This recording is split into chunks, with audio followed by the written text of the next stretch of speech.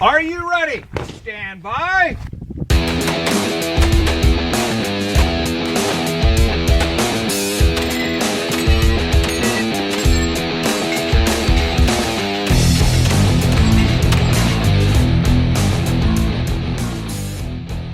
Welcome to the 3-Gun Show, brought to you by Armalite. This is episode 127, and I'm your host, Dave Hartman.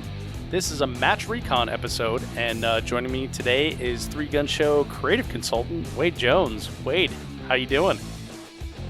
Doing well, man. How are you? I'm doing fantastic. I'm hardly aware of what day it was. This match lasted so long for me that I was getting texts from the roommates like, you coming back? A local match too, right? Well, local's relative in Texas, so it was like a 3.5 hour drive for me to get there. But I showed up on Wednesday, and then just to kind of drop the trailer, and when there's not a lot of people there and stuff like that, and chat with Jeremy Moore a little bit, the dude that runs the match, and then didn't get home until Wednesday. So it was kind of a long week. Yeah, for sure. Oh wait, no, Tuesday. I got home Tuesday. See, I don't even know what day it is. It's Friday. It is Friday. Thank God. Well, hey man, when we usually do these Match Recon things, we kind of BS a little bit about the 3-Gun Show T-shirts that are for sale, and I thought it would be kind of fun to see if you could guess which is the most popular shirt, because your favorite is the green T-shirt. My favorite is the blue T-shirt, and people obviously have a choice of 4 different colors. The other ones being gray and cardinal, and they can find those at 3gunshow.com/merch, MERCH. And Wade, what do you think? What do you think was winning, the blue one or the green one? Oh man, I gotta figure people heard my preference and went all in, so I'm going green. Well, which is probably wrong. Well, it's funny because after we do the Match Recon episodes, like you can watch like sales of green go up, and I honestly wonder if that's the reason for it. But blue and green are neck and neck; they are dead even. I'm telling everybody, the green. I don't know, the blue is pretty cool, but the green is good. I like blue because it brings out my eyes, but by far the most popular is gray. And gray has sold twice as much as green or blue. So it's got both blue and green together. Aren't outselling gray. It's terrible. It's true. Yeah, isn't that crazy? Like, so it just goes to show, like, you really can't trust your own instincts. You have to go and ask the audience. Yeah, I mean, I guess it makes sense. It's kind of a very neutral color, so. Yeah, easy to wear at the range, doesn't get dirty, stuff like that. So I want to thank everyone for joining us, and be sure to listen after the episode, and I'm going to tell you a little bit about the show being brought to you by Armalite and some great stuff that we have in store for you as listeners because of that. So, Wade, should we get right into it? Yeah, let's do this. So these Match Recon episodes, they are to give you the tools to figure out what you need to do to prepare for this particular match if you're going to shoot it in the future. So the idea here is this is the 2017 match, and I'm giving you like a flavor of what it's like. So in 2018, if you're thinking of shooting this match, you know what to practice, you know what gear to bring and stuff like that. So this match was the 2017 Vortex Optics Presents the Shooter Source 3-Gun Championship, and it was held April 21st through 23rd at the Triple C range in Crescent, Texas. And it was a time plus match, time plus penalties, and it was a points match. The rule set was North Texas Multigun rules, which are on North Texas Multigun's website. And the whole match was on practice score, which is kind of cool. So, Wade, the schedule was... So this is another 3-day match, which, if you remember from last time, I really like 3-day matches because more shooting better, right? Yep. So 10 stages, and this was an on-off format. So you shoot, and then you get a break, and you shoot, and then you get a break, and then you shoot and get a break. And you shot 4 stages the first day, 4 stages the second day, and then on Sunday, which is third day, you shoot 2 stages. Now, is that the same kind of? I can't remember what the break breakdown was on the last time because it was 10 stages as well, right? Yeah. So the Texas multi-game. Yeah, the last one I kind of said two different things. So in the first part, that was a Texas 3-gun championship. So what I said was it was 4-3-3, but it was actually 4-4-2 also. So I kind of messed up on that one. So 4-4-2 was the way Texas 3-gun championship was run as well. Now this one is an on-off format. If you remember last time, they do it was like the morning/afternoon format. So this one, you know, like for the first day, we're supposed to shoot like 8:30, and then you have nothing to do until like 11:30. So as fast as your squad gets through it, then you have a break, which kind of worked out. You know, like I went and let Parker out of the trailer and, you know, let him run around, chase the goats. Not really, but the you know, the break is kind of cool. You can take a nap, get some lunch and stuff, but I prefer the half day format. I can understand why they do it on this particular match, and we'll get into that in a minute here. But the stages were like super spread out, so I can see why they do it here. But it's not my favorite. Like, I prefer the half day format. So, so was it like travel time between stages with a factor on this one or something? Or I think that's it. But if you took the farthest stage away, like say stage 10 to stage 1, right? If you had to travel from stage 10 to stage 1, it wasn't an hour and a half. You know, it was only like 10 minutes or so. But I can understand why they did that, just for that particular reason. It seems pretty common in the very spread out open terrain type matches. So match fee, $295. Number of shooters, there was 196 shooters and 192 completed it. Division winners, heavy irons was JJ Johnson, which there were 2 people there. Heavy irons is... So he beat the other guy? He beat the other guy. Just like me when I won PCC, right? So heavy optics was Preston Clark. So I get why they do irons and optics in heavy, but those divisions are so small. It's interesting, always interesting to me when they have 2 different divisions. But again, I don't shoot it, so I shouldn't have an opinion on it. But tactical irons, which is red dot or normal iron sights, Adam Maxwell won that one. And if you remember, he won the 3 Gun Nation Southwest Regional Southwest? Yeah, Southwest Regional as well. So good for him. Yeah. Open, young up and comer named Jerry Michalek. Oh yeah, new guy, huh? And in tactical optics, Daniel Jurassic with his first ever match win. So pretty exciting for Daniel to have all his hard work coming out. Yeah, good for him. I'm not familiar with that name, so. Yeah, he's a cool guy. He's a firefighter, works part-time over at Hayes Custom Guns, so I actually saw him today when I was over there. Really nice guy. Okay, cool. Other opportunities at the match.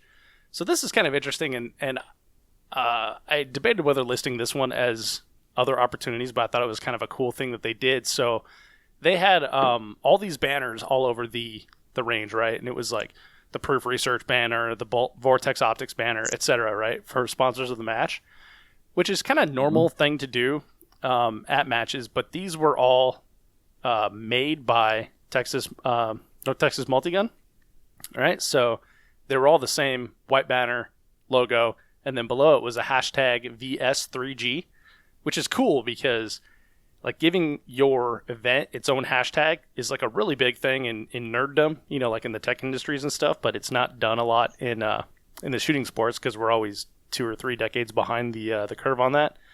So why are you laughing? Because it's true. It really is.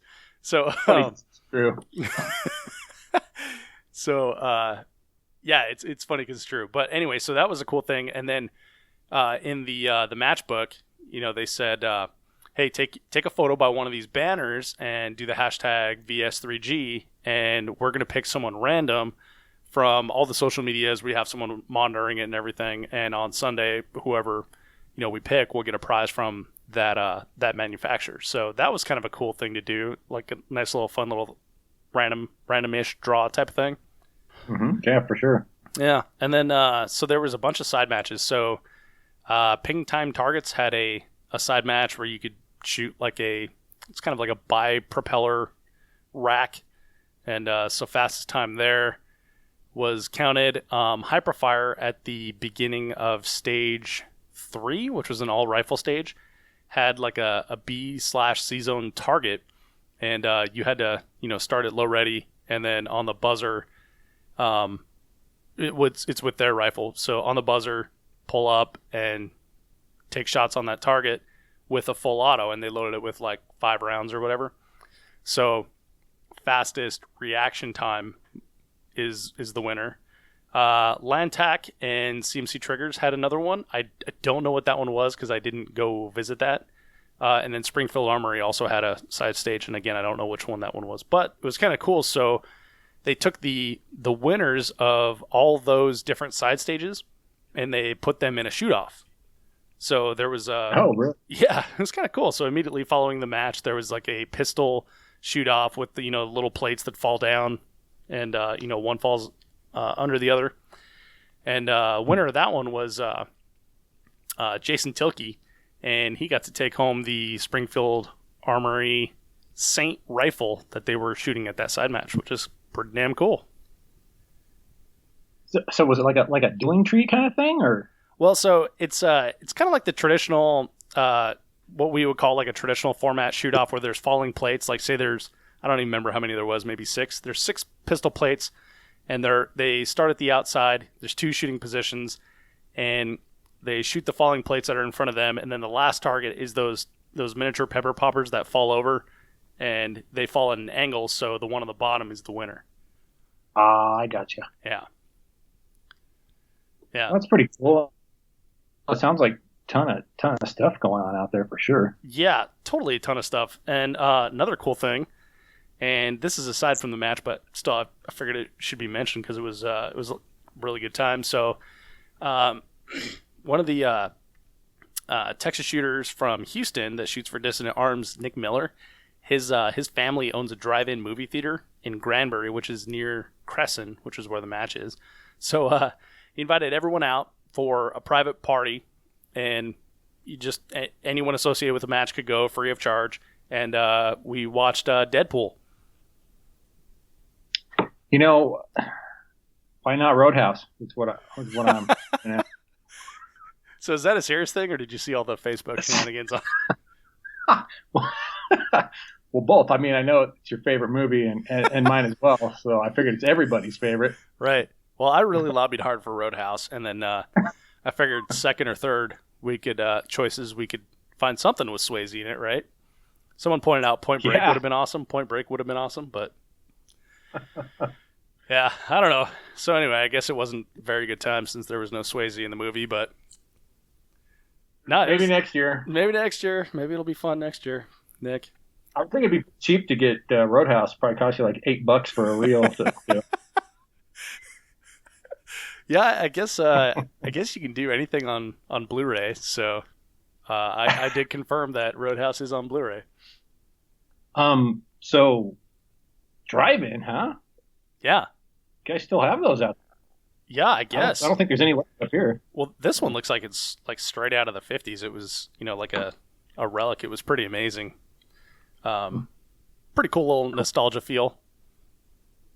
Yeah, for sure. I'm trying to think of the last time I went to one, man. Single digits probably for sure. So. Oh man, see, I think they had one in Fort Collins, Colorado when I was in college. I went to that one a couple times, and that had to have been the last one for me because all the ones in the Denver metro area were, demolished so they could put houses there.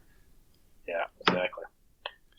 All right, so what was the match flavor for this one? Dude, if there's a flavor to this match, it would be shooting long range targets. And I in my notes here, it's all based on long range rifle. But now that I'm talking, I'm really bummed I lost my matchbook too because I made a bunch of notes of on distances and stuff. It would crack you up to hear all the distances, but there were super long range pistol targets. We shot a full IPSC size target out to 94 yards. We shot slug targets between 80 and 90 yards. And then we shot just like random shapes of not quite square targets for pistol on a downward angle. And those are, I can't remember what those are. I have them in my notes, but those were like 30, 40 yards, and those gave me such a hard time too. But yeah, man, long range stuff. We shot rifle out to like 600 yards, and it was that North Texas wind at the at the time that we shot it, which was a lot of fun. But yeah, long stuff, man, a lot of long stuff. And I would also say jungle runs, because I did some counting, and there was more jungle runs than not jungle runs. I was going to say, I saw something on, I think it was Instagram, the shotgun stage. It looked like it was pretty long going through there.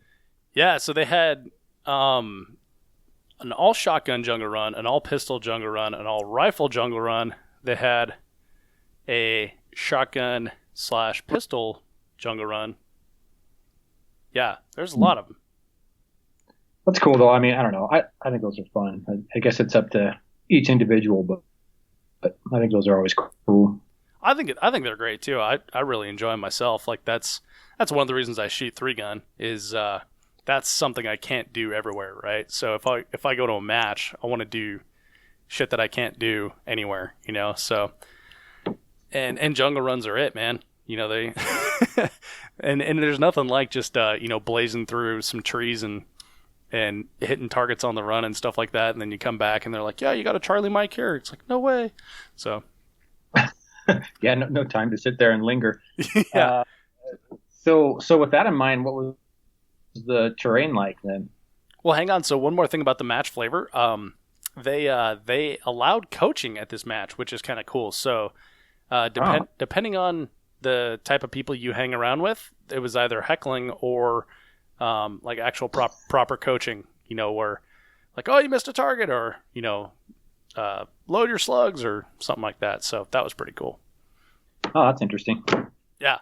So terrain, this is kind of fun. So I got there Wednesday evening, and Jeremy, you know, piled me into the UTV and showed me around the range and was like, okay, this is where we can shoot out to mile and stuff like that. And this is where we shoot PRS from. And this is blah, blah, blah, blah.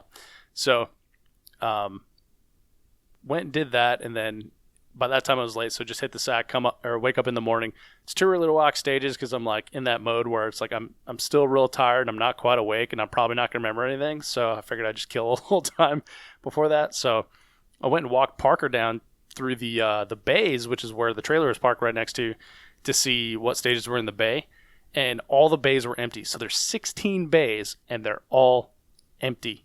And I was like, holy cow. So they must have like some bays somewhere else or something. But no, it turns out there were 10 stages, and none of them were in a bay. So there were 2 tower stages, and those are like stacked on, like Connexes stacked on top of each other, or like a Connex with a deck on top.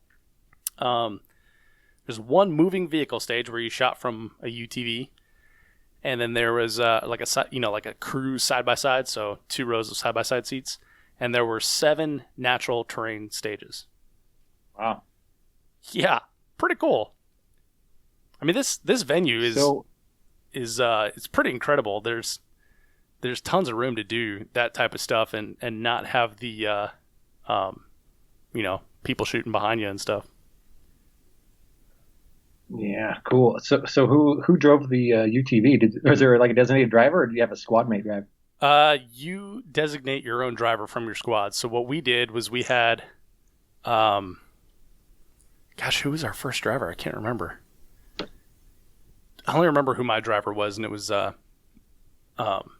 John Harris, and he drove for like half our squad, and then I want to say, maybe it was Brian Ray that drove for the rest of our squad. I can't remember, but yeah. So you designated your own driver, and most squads kept the same driver. I don't know most squads, but all the squads I talked to of people that kind of knew what they were doing, they kept the same driver for as many of the shooters as they could. So, you know, that guy can get some reps on it, and then kind of makes it equal for everyone. That makes sense. And then he's got an idea of where to speed up and slow down or whatnot. Yeah, exactly. plus, he's been, he knows all the people you're shooting with. So you kind of watch each other shoot and people's ability. It's like, can we do this at when I'm flooring it, or do I need to slow down? Yeah. We're going to run at 10 or 2. Yeah, exactly. So aside from UTV skills, what other skills utilized at this one? Oh yeah, so let's talk about those UTV skills. So this is kind of fun. So I was walking stages with a bunch of fun people, and I was like, "Hey, you guys are from Alabama. When you shoot something on the move, do you hold front edge of the target or back edge of the target? Like, which edge of the target do you hold?" And I got a lot of laughs. And well, Dave, that's illegal. But you hold the front edge. So, but if I was going to do it, yeah. I would. You guys hunt stuff from trucks on the move? Nah, Dave, that's illegal. But hold the front edge. Now, what you can't do is push through the target and then hold the front edge and then fire. So that was kind of fun, because that's not like a skill that I have, like shooting on the move from a UTV type of thing. So Right. It was like, hey, where do I hold for this? And obviously, if you just sit down and think about like the mechanics of it, it makes sense. But I thought, like, well, why not ask people that have been there and done that? So that was a skill. Also, man, if you don't have long range rifle skills, you just should not show up to this match. And I say that kind of in jest, but there was one stage, and we'll get to that next here, but there was one stage that had, gosh, I think 16. Again, I lost my matchbook, but I think 16 long range targets, and out to 600 yards. So it's quite, and with that wind, it's quite the humbling experience if you can't do that. So I would say that like 2012 Dave that shot his first major match would have got just absolutely roasted by this match here, So He would have went through all your ammo on the long range rifle stage and then yeah, had to reload. Oh God, yeah. I'll just lay all the magazines down next to me and I'll use them all. But stack them up like a bunker style in front of you. Yeah. Yeah. So I mean that would have been terrible. But as it was, we had I had some trouble with that too, which we'll get into in a minute here. But yeah, definitely long range rifle. You need to know how to shoot long range rifle from multiple different positions. We shot inside the body of a helicopter, which was really fun, and it was up on like coil springs. So it's like wobbling around while you're trying to get in a good stable position in there while it's wobbling, and then the wind is actually moving the helicopter. When I was in the helicopter that was up on the coil springs, there was like a gust of wind that felt like someone was at the back, like screwing with me, like pushed it, and clearly I shoot with a bunch of people that would not do that. Like the joking stops when we're on the clock, right? But that's what, like in my mind, I thought, well, that gust of wind was so huge it felt like someone just went up and shoved this helicopter. So what was it fastened to like a wood platform or something, or how did that work? So there's like two by 4, 2x6 inch, 6 foot long, 6-ish foot long tubes of steel, and welded to that are 4 automotive coil springs, like we used to compress to throw struts in, and then welded to that is the helicopter. No kidding, that's crazy. Yeah, it's pretty cool. Yeah, sounds awesome. I know, it's great. So like in the first part of the the weekend when I'm walking through stages, I'm like, oh, this is cool. And because when you're looking at everything through 1x, just like what you see with your eyeballs, it doesn't feel like it's moving that much. Mm-hmm. But then when you zoom up, and my scope is a Burris XTR2 1:5, so when you zoom up to 5 and you're trying to shoot 300-yard targets, every little bounce or every little move is like exaggerated, right? Because at that magnification. So sure. So I got another quick question on that. Yeah. Because I've never heard of a wobbly helicopter platform. So how were you positioned in it? Was it something you could shoot prone from, or did you have to kneel and like brace off the like doorway, or how'd that work? So that was part of the trick. So you have to the stage description, and I'll just summarize here. The stage description said something to the effect of from the back seat of the helicopter, because there's a front seat and a back seat, and then your all body parts must be inside. You must be inside the helicopter, right? So you couldn't prone out with your feet outside the thing. You couldn't brace your feet on the ground to try to slow the helicopter down. You could sit in the floorboards and try to brace off your knees if you wanted with your rifle up on the seat. What I did was, because like that position looked really super uncomfortable, and I thought it would be difficult for me to get in. Plus, when you have your pistol on there, now you're talking about like jabbing that into your side and getting that hung on stuff and everything. So what I did was I just sat in the back seat if there's two seats in the back, one is close to the targets, one is far. I sat on the farthest seat from the target, and the actual helicopter seats are just taken out, so it's just flat plywood. But I sat there and I curled my right leg under my butt, and that was probably a bad move, but I didn't realize that until a couple shots in.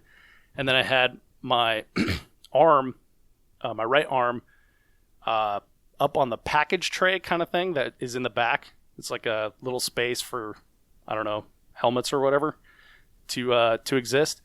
And then I pushed the fore end of the rifle up against the what would be like a C-pillar in a vehicle, right? And so that was how I shot. I had a 45 round mag on that because that was the second shooting position. We had to shoot from a telephone pole that had like a piece of rebar sticking out too, which was also interesting. Which that would have been a challenge by itself. But then you get in the helicopter and you're like, well, that last one seemed pretty simple. But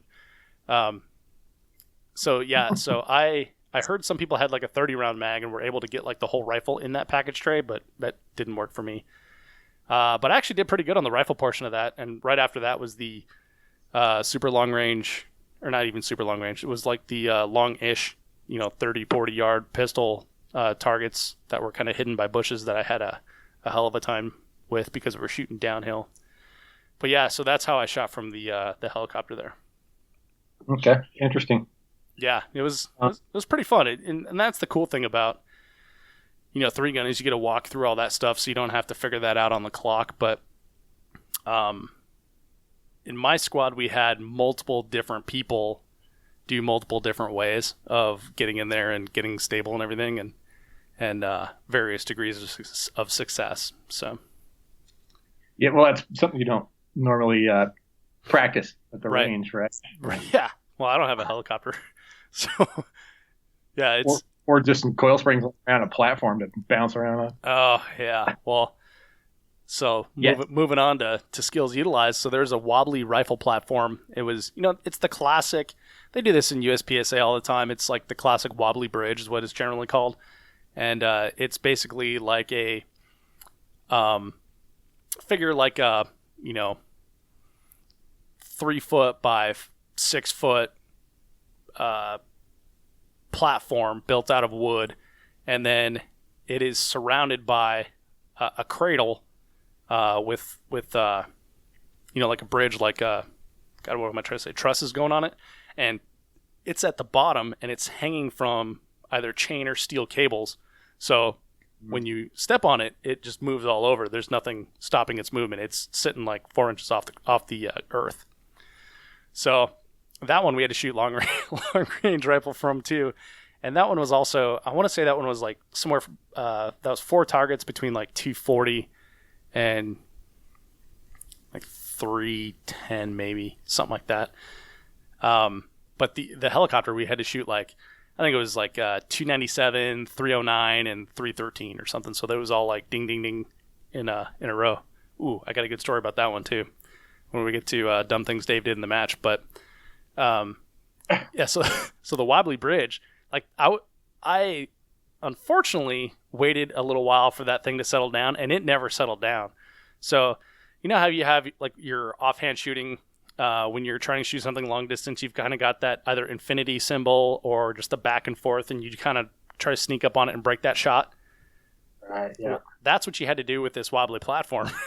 And just like every time your dot, well, and you gotta obviously know your hold because you're shooting distance too. So every time your dot or your hash mark comes off of that plate, and then there's wind, so you gotta hold for wind. So every time it comes off that plate and it's coming off to the left, you got to come back to the right and then break that shot. And then if you made it, you move on to the next one, reposition, and now you just started moving the wobbly platform again, right? Because these targets are far enough apart where you have to move your body, and you're prone out, but you have to move your body like your natural point of aim. So that was also something that I don't have any experience in shooting with rifle. Usually they do that as like a shotgun or a pistol thing, and it's up close. So that was definitely interesting, trying to wait for that platform to swing my reticle onto the target so I could break the shot. Oh man, it sounds like they tasked you pretty hard at this match on several things. Oh yeah, and there's some other good stuff too. Like we shot slugs out to 94 yards, and then it's like, okay, now ditch your shotgun and shoot pistol at those same 94-yard targets. I gotta say though, I switched ammunition just to. It's like I always forget what the load is, but the black box of Fiocchi slugs to the yellow box of Fiocchi slugs, and I have been like on fire with slugs, knock on wood, since I switched ammo. So I'm like pretty pumped. I've been doing really well with slugs. Had one miss this whole match, and I think we did. Let's see, 1, 2, 3, 4, 7, 9 slugs. So that was good. So on the subject of range, what were the farthest shots and number of long range shots? Again, so I lost my matchbook, and I'm pretty PO'd about that because it had like all my diagrams in there. But there, the wobbly platform had like 4 long range targets, and I want to say they were out to about 300 yards, like 250 to 300, something like that, or 2 to 250 something. The one that we shot with the stable helicopter had 4 long range targets, and that was in the late 2 to early 300 range too. The did you say there was a stable helicopter too? Yes, there was one that was welded to the side of a Connex. Okay. Yeah, and that one was just a matter of getting a good stable position because it wasn't moving, and you had to shoot from the back seat or under it. And I didn't hear the or under it part, so I shot from the back seat, like double kneeling. But I was kneeling on the Connex, and my rifle was in the helicopter. Okay. Yeah. So that you can practice, like you can replicate that with a barricade. And then we get to the long range rifle stage, and it was all rifle, and it was the start position was proned out, with sights on first target, gun on safe. So like, okay, that's not going to be too bad. So that one. We had 1 target at 600 yards, 2 targets at 500 yards, 2 targets at 400 yards, 4 targets in the 300s, ranging from like 320 to 370, something like that. 5 targets in the 200s, and 6 in the 100s. So, like 120 to 190. That's a lot of targets. Yeah. and 2 of the 3 days there was significant wind. So that's when that coaching portion of it comes in handy, And we had a guy, Hunter Sykes, who has a lot of experience in long range shooting professionally, as well as in like the PRS series. So he was doing like all the wind calls, and we just kind of like told Hunter like, hey, grab your ammo and your rifle and just stick on top of this building here and sit your butt down behind that scope or that spotting scope. And give us wind calls, and then Ryan Ray called for him, which was good. But yeah, man, having someone call wind for you, and know hold half target, and then tell you where your shots were and everything, that was huge, and that helped a ton, because a lot of times with that little 1 to 5, it's hard to see where your impact is, and most of these targets didn't have any impact zone behind them.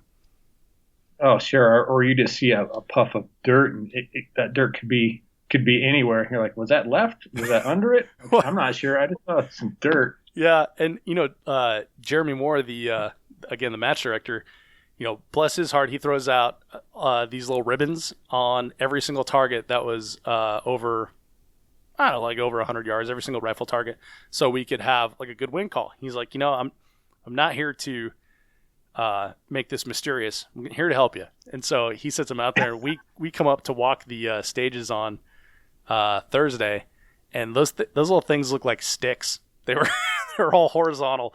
The ribbons.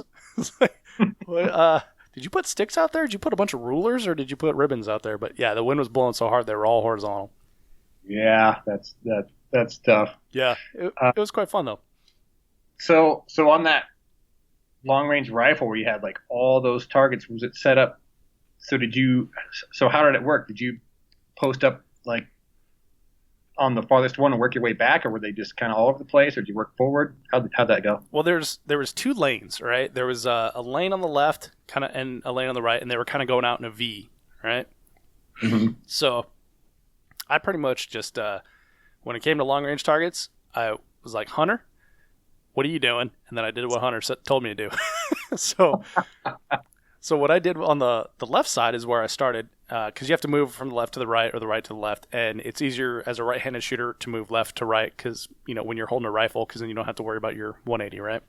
So started proned out on the left, and then I had a couple 30-round magazines, which in this case I wish I would have had 35s or 40s or something.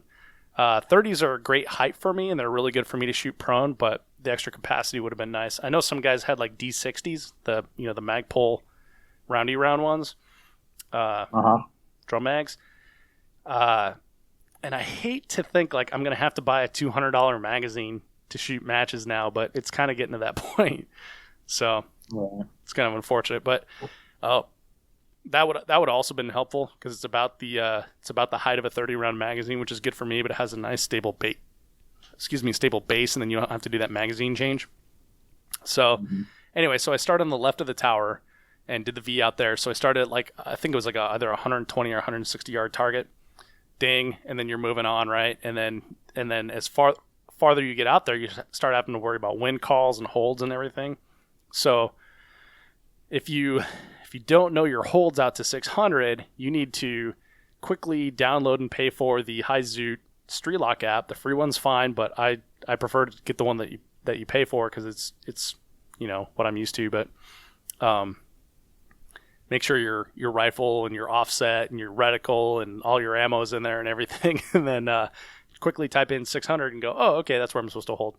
So that's something that you're supposed to do, in your walkthroughs and everything. When you write all that dope down, then you go back and look at your reticle and Streetlock. But that is seriously clutch in this case.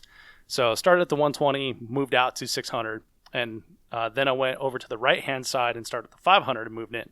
So the reason I did that is what Hunter said was, you end on that 600 yard target. The one before it was a 500 yard target. You've already got a wind call for that 500. And so when you move to the right, hopefully, and granted it's a different direction, but not as much, not much time has passed. That wind call should still be good. And so that's what I did. And sure enough, it worked out pretty well. So that was great. And then I came in from there. Yeah, that makes sense. Yeah. I was like, hey, thank you for saying that. The system works. Yeah. Well, and it's cool to, be surrounded by intelligent people and people that have a lot more experience than you, and then also know that you're not going to take away from their game if you know that one little piece of information. Hunter's not worried about me nipping at his heels, so he's willing to share that, Right. So. So anything else on long range? I think that's about it. So the other thing I would say as far as is not really long range, but kind of in the skills sort of category too, there were 2 stages that had mid-range, close-ish rifle targets, probably from like 40 to 80 yards or something like that you had to shoot offhand. So that comes back to a skill that, Nick Atkinson has told me time and time again that you need the ability to shoot offhand rifle. Yeah, that's, and then of course long range pistol. But there we go. All right. So how about the logistics of the match? So logistics are interesting, right? So you didn't really check in. You just showed up and shot, which is kind of the practice score model, right? Which, is fine. It works well and everything and no big deal. But I kind of like to, at least speak to someone in case I have a question or something. So, and I don't know if everyone's that way, but maybe that's just me. But we actually started the match on the first day on Friday, like an hour and a half late. So since I'm staying on the range, and I was like parked right next to the pavilion, I could hear all the ROs. And they were, just kind of milling about and hanging around and stuff. And then I got to think like, man, I think the first squad should be shooting right now. And so then I was up and around, and by the time the ROs had left, but yeah, we got to the first stage, and they had definitely started late, and they were running late. So we started like an hour to hour and a half late. But luckily, only had like 8 people on my squad, and all these stages were like really quick, so we were able to catch up. And the stages ran really smooth as far as like reset. The ROs all knew what they were doing and everything. They knew what we were gonna do, and yeah, it was pretty cool as far as like reset goes. Like most stages were designed to be almost completely reset by the time the shooter got on the last targets. So when you shoot like all those shotgun targets, and then you dump your shotgun, or you shoot slugs and you dump your shotgun and transition to pistol, like during the time you're shooting pistol and all those slugs, behind you, all the birdshot targets you knock down are already set up. That's the way most. Nice. Yeah, that's the way most of the stages were, and even with only 8 squad members, we actually did pretty good on reset too. So, let's see. So we were constantly ahead of time, right? So we had plenty of time to like hang out, relax, rest, eat snacks and stuff. There, frequently I would just like go back to the trailer, let Parker out to use the bathroom and stuff, and kind of mingle around, and then catch up with the squad. And we still had like an hour to wait before we shot. Which is good, I guess, if you don't have time to walk stages the day before, you got plenty of time to watch them being run the day of. Yeah, or just refresh your memory too, right? Yeah, and I definitely need memory refreshers as well, especially like once you get to like the third day, you're like, okay, we walked this like 3 days ago, and I shot a bunch between then and now. So, speaking of logistics, one of the kind of cool things that I thought was interesting is there was like a shooters meeting given by the RO on the first stage that you shot. So that first stage takes longer because the RO is given the shooters meeting, but now you can't skip the shooters meeting because it's on the first stage you're shooting, right? Oh. Yeah, so there's no like general gathering of 196 competitors to all talk to each other while they're not listening to the guy that's given the shooters meeting. It's pretty cool. I thought that was unique. I've never seen it done that way.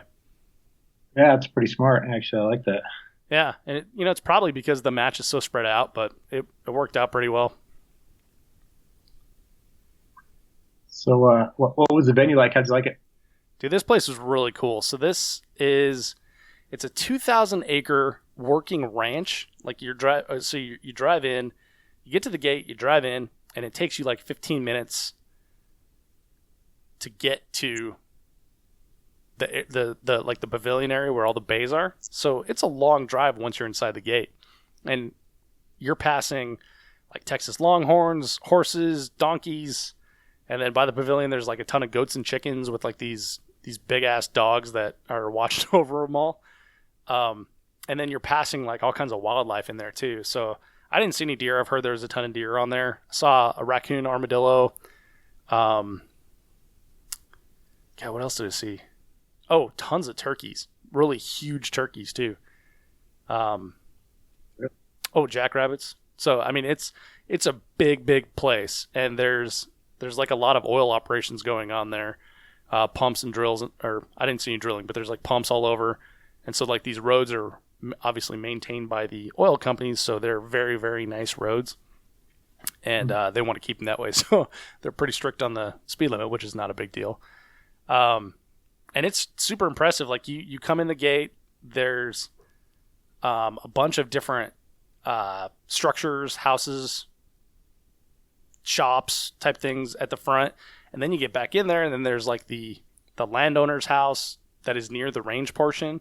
There's actually a range house where Jeremy and some of the staff stay. Again, 16 bays. It's pretty impressive place. Oh, and there's so Jeremy takes me up to this bluff, and he's like, "There's a target out to a mile," and like the sun was going down, so you couldn't see it, but we saw it the next day. So there's a target that goes out to a mile, so you can shoot a mile out there. And he's like, "We have it here because there's 1.1 miles of run out before the next fence." Oh, wow. Crazy, huh? Yeah, it's totally crazy. Yeah. So, and they had like real bathrooms with running water right next to the bays too. So that's a plus for a lot of people. But it's pretty impressive range. Thumbs up. Would go again. Am going again at the end of May. So. Oh yeah, this is where the We Defy is going to be, right? Yeah, the We Defy running gun. Nice. So how was the pre-communication, pre-com? Okay, so the website had a little bit of information about the match, not a ton, but said you can expect to shoot out to 600 yards, you can shoot this many rounds of shotgun, coaching is allowed, stuff like that.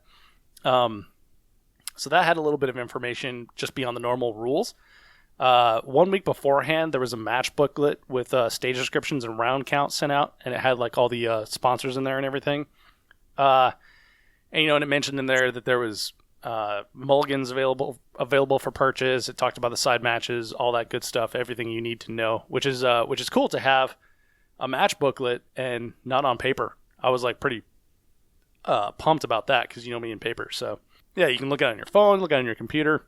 Really thoughtful thing, and it was all sent out through Practice Score, which is cool because that goes out to every competitor that signed up for the match.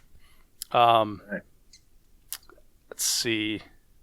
Oh, and Jeremy was putting some of the stage walkthroughs on Facebook Live. So, that was like a couple weeks leading up to it. So you kind of got, a little pumped up, a little amped for the match. You like see it. Oh, like, what's that right there? That sort of thing. Because it's hard to tell on the walkthrough on Facebook Live, but it was fun to watch. And then this doesn't really have anything to do with pre-communication, but the ROs shot the weekend before that, so you got to see their match footage too and kind of watch that sort of stuff and see, there's that target. Oh, there's that. It was kind of cool. Okay, get a little idea what to expect. Yeah, it was fun. And then, so Saturday night, there's like a Saturday night update he sent out again through Practice Score. Remind you the stage matches, be at this stage, at this time, etc. So that was cool. Communication was great. Good deal. How's the staff at the place? Staff was awesome. There's a lot of familiar faces and a lot of dudes that I've shot with before, dudes that have been on my squad in like the previous two matches that we've talked about were ROs here. So that was cool. A lot of friendly faces, and even I shot with people from Georgia, Alabama, Kentucky, and they knew a lot of the ROs too. So it's the same dudes that are doing it in a lot of different matches, which is kind of cool. So one thing I gotta say though, at this match, range commands were all over the place. So there has been like USPSA has always had their range commands. IPSC has had theirs, and they've always been close. But recently, within the last like 5 years, it's 5 years. Guess I'm getting old, Wade. But in the last 5 years, they standardized them between USPSA and IPSC, right? And then they did the same thing. Three Gun Nation did the same thing, followed suit, right? So it's make ready. If finished, unload, show clear. If clear, hammer down, holster, right? So this one, there was tons of different range commands of like, do you understand the course of fire? Is your shotgun loaded and ready? Do you have any questions? And then nod when you're ready. The shooter indicates ready. Stand by. Is just all over the place, and it was just different from stage to stage to stage. So, and I don't know. I don't know in the grand scheme of things how much that matters. to like the stage or to the match enjoyment or whatever, but it was just it was like really noticeable on some of the stages. And it's probably not a big deal to guys like you that shoot a lot or other people that have been shooting for a while, but I can imagine if you were fairly new, you might be like, oh, what's going on here? Yeah, there's that. And then there's the whole sports psychology part where you're not supposed to be thinking about anything other than executing your stage plan beforehand. So when everything is said the same, right? It's just like a baseball umpire. If he calls ball 4 different ways during the game, it's like, well, is that a strike or a ball? That ball call looked like a strike call, that sort of thing. So, and now your head's thinking about that rather than thinking about the pitch or swinging the bat or whatever. So shouldn't have gone to baseball, but yeah. So not enough calls for baseball. I don't even like baseball, but but yeah. So now you're thinking like, did he just ask me if my shotgun's loaded? Like my shotgun is 13 yards away. Like I'm pretty sure we loaded it with that other RO. That sort of thing. So I don't see that as necessary. But it wasn't too distracting. It was just one of those like, hey, that's kind of weird. All right. So how about the Dave factor? Fun factor. The fun factor, the Dave factor. So this match was a ton of fun. I really enjoyed it. I love shooting open terrain stages, things you can run on and stuff like that and move through and everything. None of the targets were hidden. There are certain matches where they will literally hide targets. They'll just like, oh, there's a bush, there's a target behind that bush, and if you don't turn, you're gonna miss that target. There's definitely targets you could run past in this match, like in every other one, but nothing was like intentionally done to screw with you. If you got to the end of a stage and there was like 5 long range rifle targets, like he actually went and had the ROs paint 1 through 5 on there. And and then on a pistol stage there was like a little memory thing because there was bushes and everything, and so he painted targets white, and in black he painted 1 through 11. And then the RO when you hit one, he, instead of saying hit, he said 7, 6, 10, and then there was another guy following behind him with a whiteboard checking off to make sure you got every one. So there's no like gotchas. Nothing was a gotcha, other than like, you suck at long range rifle. Haha, gotcha. I'm kidding. But miss. Yeah, they just don't say anything when you miss. When there's so you start looking at them. Yeah, I'm hitting that target. Yeah, that's the wrong conversation to have on the clock. But yeah, I mean, this was so much fun. Like, you got to shoot from Connex boxes, and one thing that Jeremy, I assume it was Jeremy, but one thing on the North Texas Multigun site about the match is it said all skill levels will be able to complete this match. So there was all these Connex boxes that you like shot from the top of, which was really cool, but you didn't actually have to run the stairs. And so I thought about that. I'm like, God, it would have been really kind of a little bit of an effort to run these stairs and then go prone and shoot these long range rifle targets, but then you've got like, spotters standing right there, that sort of thing. And then I was thinking about like, well, what about the dudes that are, 20, 30 years older, and then they can hardly even walk the stairs. Now they got to run them. So I kind of like that part of it, how everything was completely accessible. So shooting from towers was a lot of fun. That was really cool. Shooting for the bodies of helicopters was awesome, and trying to figure out those positions. And then, now I'm shooting down, and like, at what point, how high do you have to be from the target for the angle to matter on your hold and stuff like that. So that was pretty cool. And then, shot from a moving UTV. I mean, that was amazing. That was a kick in the pants. We shot shotgun, rifle, and pistol from the from that thing. So that was a kick in the pants. And then jungle runs, half the stages. That was so much fun. So yeah, it was definitely a fun match. Thumbs up, would shoot again. Absolutely would go back to this one. Yeah. Sounds great. Sounds like there's just a ton of kind of different stuff you don't get to do every day for sure. Yeah. And, I've often, okay, so there's a lot of times there's like an all shotgun stage in a match, right? Because shotgun is that thing that everybody hates, or traditionally shotgun is that thing that everybody hates and can't shoot well, right? Not really the case anymore. But that's just sort of the tradition to have an all shotgun match. So this one had 2 all rifle stages, or not an all shotgun match, all shotgun stage. So this one had 2 all rifle stages, one that was long range and one that was like a close up hoser. And then it had a all pistol stage, right? And I'm not real big on all pistol or all rifle stages. But I got to say that, and my friend Adam Maxwell said this really well, is like, this is the best execution of that model that you could hope for. And it really was. Like, it was really well executed. Like, even the rifle hoser stage was just challenging enough to where you're like, oh, I want to run that again, because it's super fast and you're blazing by these targets with, your dot on and your scope if you shoot tac ops, and you're just slamming the trigger and stuff. So that was definitely a lot of fun. And I really liked the all pistol stage. That was cool. So yeah, well designed stages. Reset was super smooth, and definitely fun stages as well. So, tell me, anything funny happen? What's the funnies? Yeah. So some funny things happened. I think the funny stuff started before I got there. I saw on Instagram and Facebook that there was some bees on one of the stages, like stage 2.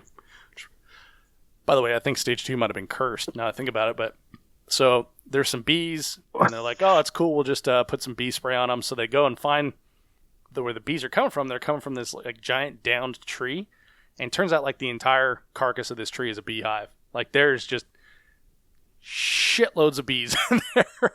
So, wow. Yeah, and I guess like a couple of the ROs got stung last week and stuff, or the week before, and was that during the RO match when they were doing their I think that's when they discovered it, or during setup or something, or during the RO matches when they discovered it was a problem. Let's put it that way. Well, it was nice that they had those guys run through it before you. Yeah, it wasn't your problem. Catch all them bees. So they actually brought beekeepers out to the property, and like dudes in like the bee suits and everything, and they removed the bees. Mm-hmm. Yeah, good, because you're not supposed to kill them. You're supposed to remove them. Yeah. So you got a shortage of bees. Bee shortage. That big. Except in that giant log. just take the whole log out of here. Shortage of bees. Just dragging that log behind your truck on the way out. Oh, and so when I was at the Zero range, Jeremy comes up with I think Kelly was with him, the range caretaker, and they had this big bull snake, and they're like, "Where's John? Where's John?" And it's like, "Why are you holding that giant ass snake?" And so yeah, there's big bull snakes all over the place. I guess they shot some rattlesnakes on stage 2 that were hiding in the rocks.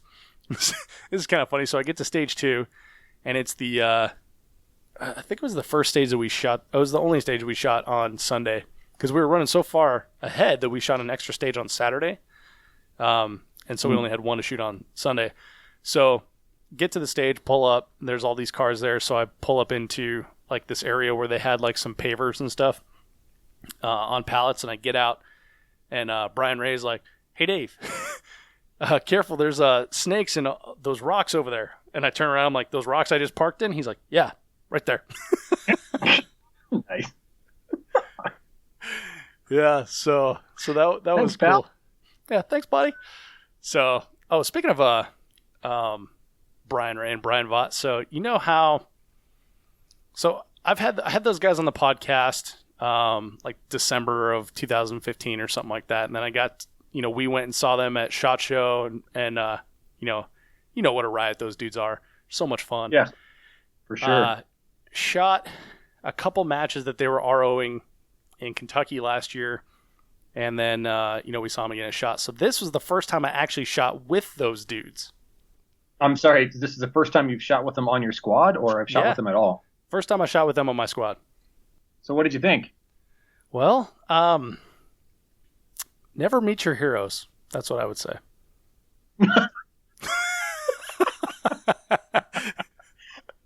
I was thinking of one of those guys when you're talking about the long range stage, and you said coaching. I can't remember which one it was. But you said Yeah. Brian Rand. match was like higher, higher, Left. higher. You're hitting left. No, yeah, but they're so much fun to hang around with. They're super serious about shooting, but shooting is a very, very, very small portion of the weekend, right? So when someone's shooting, they're serious. When you're shooting, or when they're shooting, they're serious. But so much fun otherwise, And then I had Dave Horn, John and Bethany Harris, Hunter Sykes, Brian Weiland. Like we just had like a really awesome squad of fun people that enjoy shooting, shoot well, but also aren't like so stuck on it that they can't have fun, So it was a really good time, and totally enjoyed shooting with all those people. So that was and I've said it before, like the squad makes it, So I keep finding great squads and great people to shoot with. So that was a really good time. Yeah, it's like a good squad for sure. Yeah, it was fun. So along those funny things that happened at the match. So I get the match book, and it's like, oh, you're going to have 187 long-range targets. Okay, so I got to have, 300 rounds of long-range ammo. Obviously, I'm being facetious here, but it's okay. I need double the long-range ammo. I go out to my ammo stash, open up the box, and I see 4 boxes of my long-range ammo in there. I'm like, oh, cool. Shut the box, and I know that I have like some in a PMag, like in my coupled PMags. I'm like, okay, no problem. I'm good to go. And that was like, a week before the match. So completely forget about it. And as I'm like, oh, I better go and confirm my zero. So go confirm the zero, get the long range ammo out to do that, because that's what I care about most.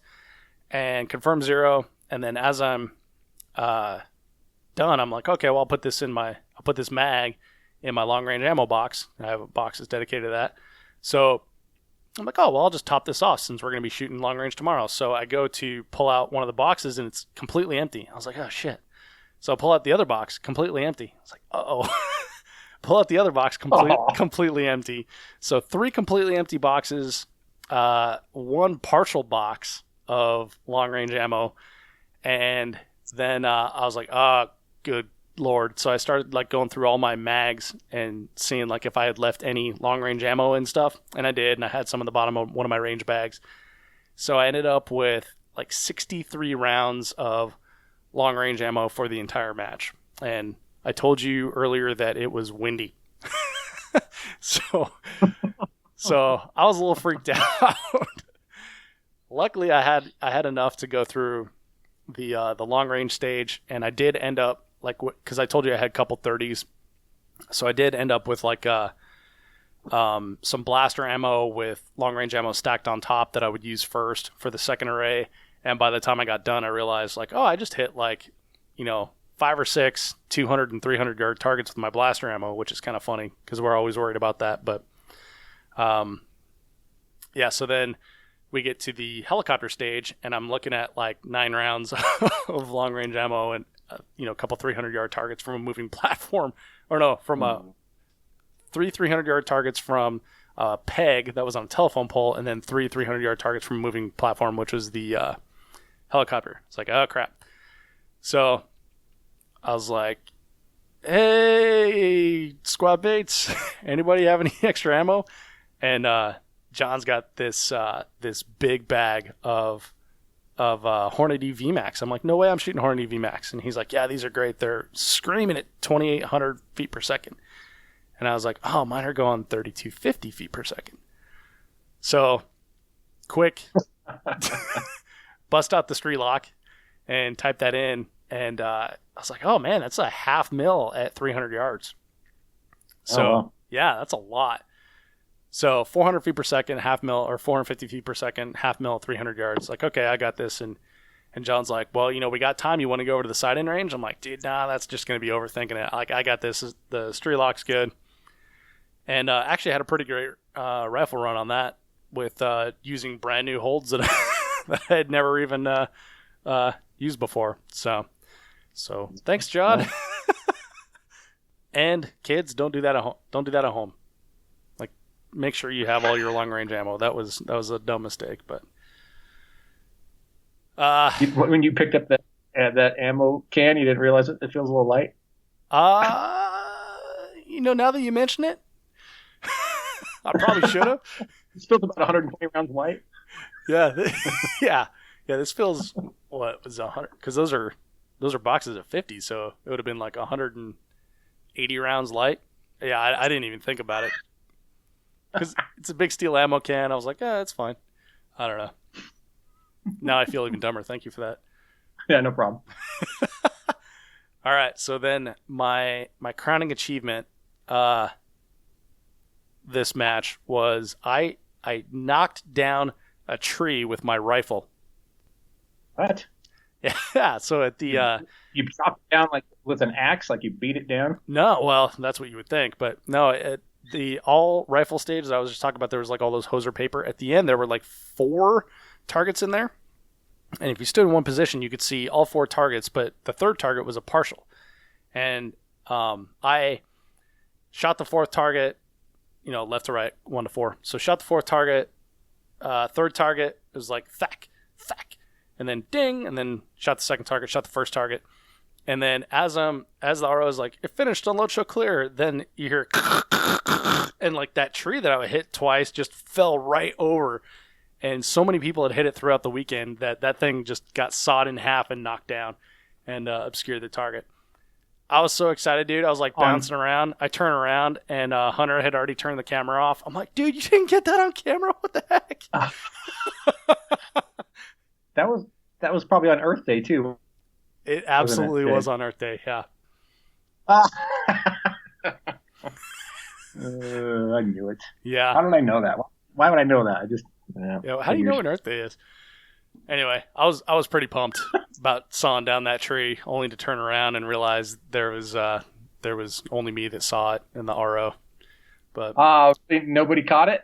No, Hunter had already turned my camera off, and then this is kind of funny. There was this guy Aaron was going around with Facebook Live on the North Texas Multigun account, filming people shooting stuff.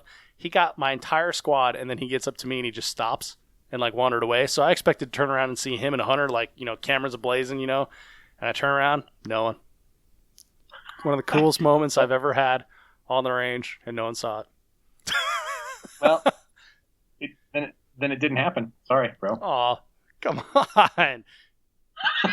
It was pretty epic, dude. Like, it was a big tree. Like, it was the place that we were shooting was an elevated position, right? So you're cutting off a tree several feet above your head that was several yards away, and it was probably like, I don't know, 6 to 8 foot of tree that I chopped down. It was pretty awesome.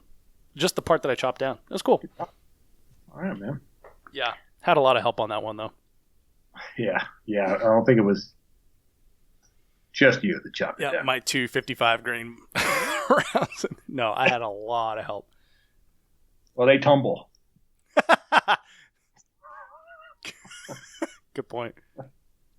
What else, man? Anything else? Yeah, man. I gotta say, because I have a flexible schedule, Ruben from Vortex is like, "Hey, Dave, can you stay an extra day?" I'm like, "Yeah, I can stay an extra day." So I stayed an extra day, and Mike Lamb from Stoic Ventures came up, and he taught like a practical multi-gun class for dudes at Vortex, and I got to hang in on that one, which is kind of cool. Mike Lamb used to teach with Magpul Dynamics. I guess he was the dude that replaced Haley. So I was kind of joking with him. I was like, "So how many disappointed faces have you seen on the range?" And he's like, "A lot." But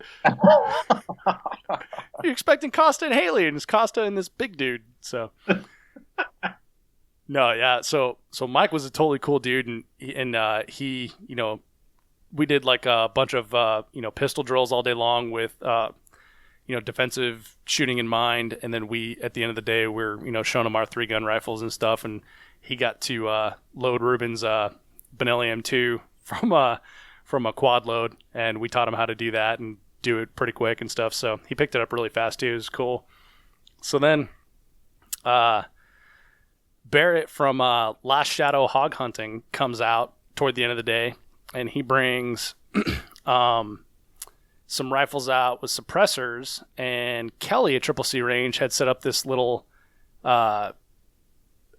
stage sort of thing with a bunch of steel targets, and he's driving us by these steel targets. He's like, we're going to shoot these, and Barrett brought night vision and if it's like, oh, that's cool. Right. And he's like, and I was like, okay, so we're going to run through here? He's like, no, we're going to drive you through here. So if that UTV was cool, even cooler was the experience of shooting from a Suburban with night vision and a laser at steel targets. Nice. Yeah, it was a ton of fun. So, that was really cool. The dudes were really cool to do that.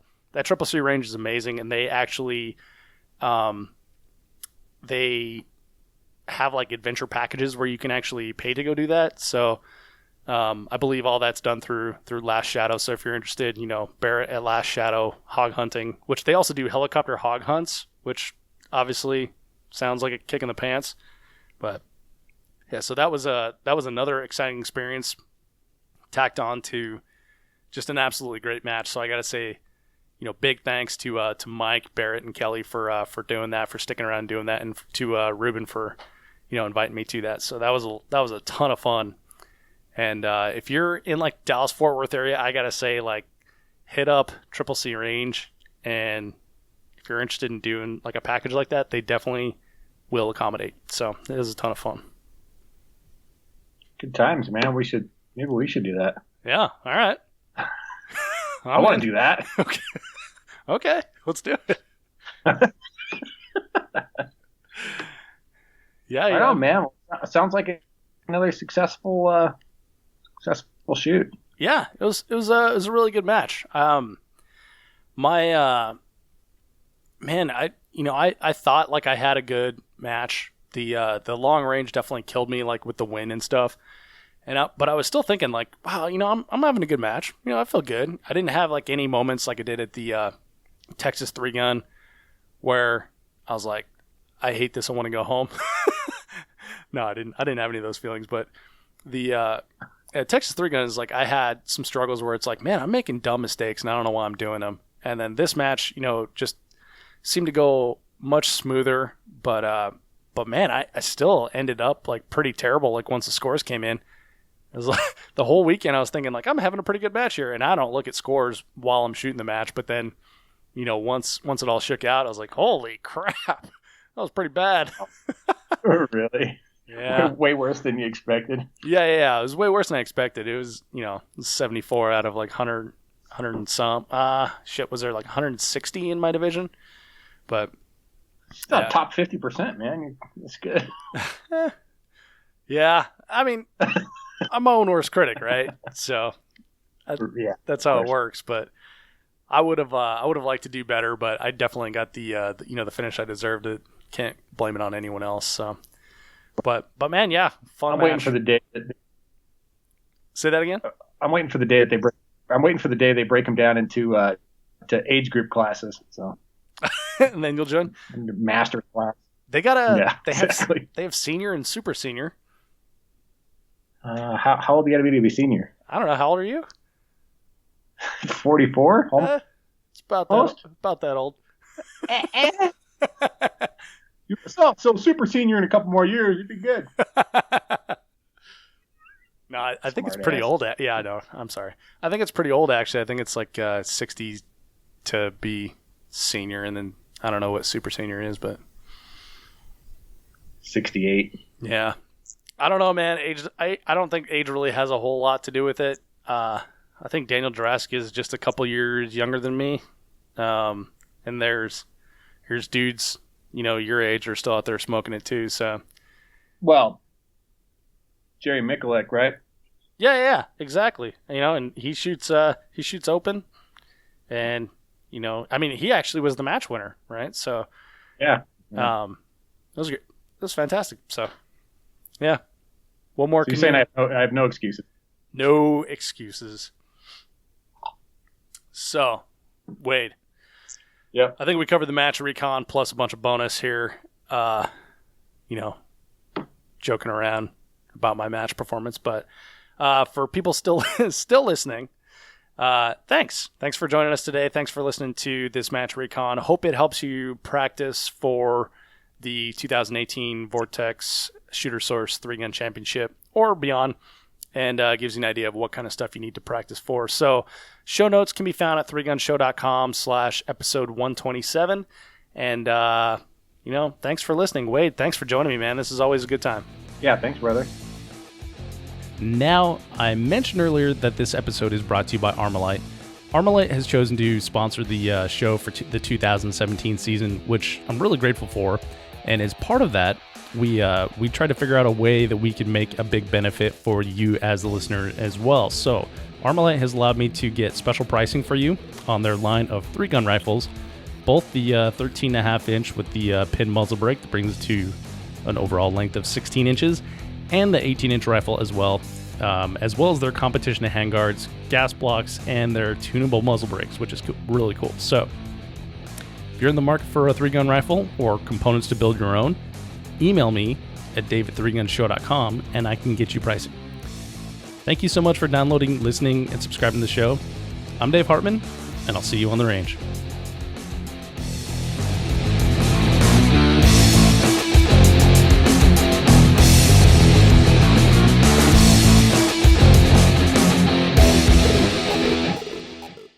If you are finished, unload, show clear.